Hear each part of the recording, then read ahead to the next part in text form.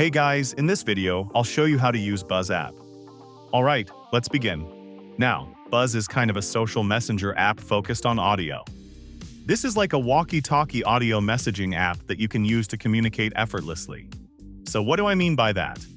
Simply open the app and then get started by entering your phone number. After that, you just need to verify using the verification code and completely set up your account.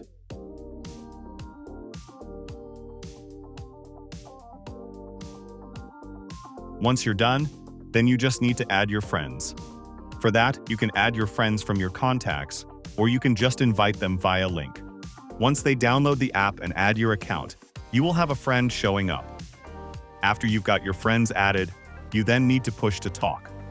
If I tap on the chat at the top, you can see that the history of messaging appears, and you can also listen to the voice chat.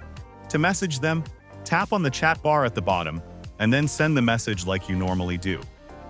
Also, you can attach some other files like pictures and send them too. So that's basically how you can use Buzz app. And that's it for this video. If you find this helpful, consider subscribing and giving this a big thumbs up. Thanks.